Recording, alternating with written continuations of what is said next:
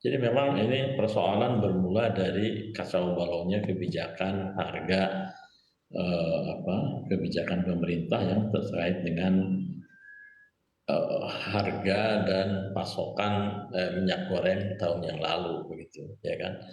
Nah, tapi sekarang ini saya kira, eee, seharusnya pemerintah itu konsisten ya kan, dengan kebijakan yang telah dibuatnya, sebelumnya itu ya, dan tidak bisa, membiarkan ini terus berlarut-larut ya, karena ini menyangkut masalah, kredibilitas daripada kebijakan itu sendiri ya, dan secara, keseluruhan gitu. Jadi kalau misalnya nanti pemerintah mengeluarkan kebijakan, itu mungkin tidak akan terlalu indahkan ya dan diikuti serta dipatuhi oleh, dunia usaha gitu. Kalau misalnya pemerintah tidak mau menyelesaikan persoalan ini gitu.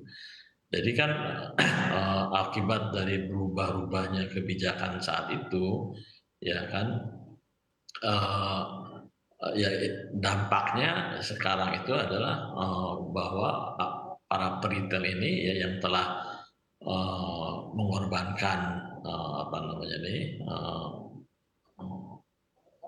resources-nya yang ada ya, dalam bentuk finansial untuk membantu melaksanakan kebijakan pemerintah tersebut sekarang menjadi korban gitu. Dan kalau misalnya ini dibiarkan terus berlanjut dan apa namanya, asosiasi retail ini, melaksanakan apa yang menjadi katakanlah ancamannya ini ya untuk menghentikan Oke, apa, Pak Fadil, pasokan itu ya apa ya, apa sih sebenarnya yang membuat ya. keterlambatan pembayaran ini, Pak? Apakah di depannya sudah ada perjanjian, lalu sudah ada omongan juga kepada para, peritel bahwa, akan kami tunda, tapi akan kami bayar pada saat seperti ini. Apakah sempat ada, pembicaraan seperti itu, Pak?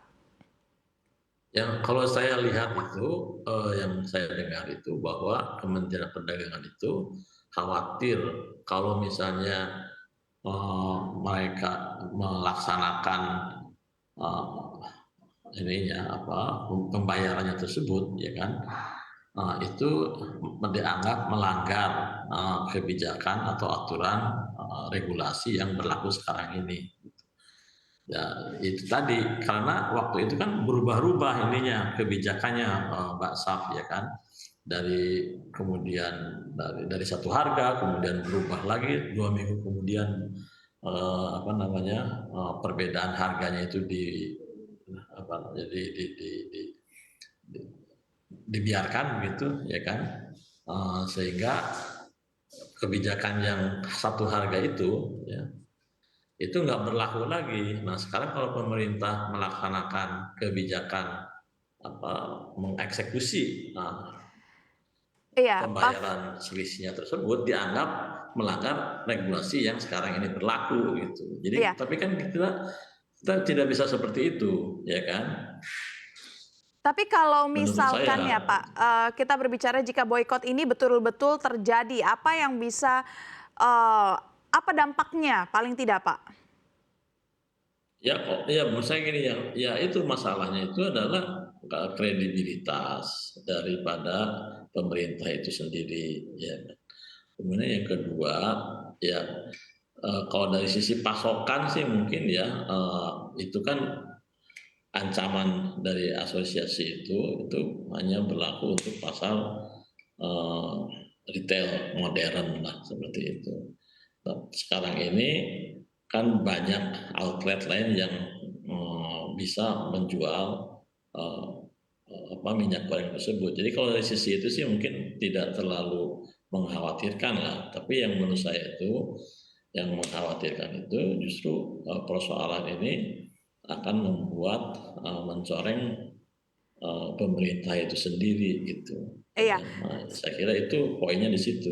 Saya ingin tahu Pak, kalau sekarang sepengetahuan Bapak, tadi kan kami juga sempat melihat laporan langsung dari retail-retail yang memang sampai saat ini masih terus menjual minyak goreng. Kalau dari pantauan Bapak, apakah sudah ada wilayah-wilayah yang mulai membatasi penjualan minyak goreng ya Pak?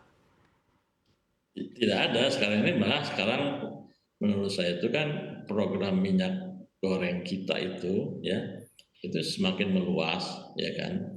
Kemudian, bahkan sekarang ini minyak goreng kita ini karena kemasannya itu hampir sama dengan kemasan minyak goreng yang premium, itu banyak, menggantikan, konsumsi minyak goreng premium itu, gitu.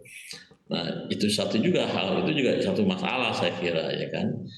Nah, kemudian yang ketiga itu, apa, minyak goreng kita ini jadi sekarang ini bukan hanya dijual di, pasar tradisional, tapi juga di pasar, yang retail modern itu, gitu. Jadi saya kira sih saya belum mendengar ya atau mendapatkan informasi, terkait dengan adanya kelangkaan pasokan minyak goreng baik itu di retail modern ataupun di pasar-pasar tradisional.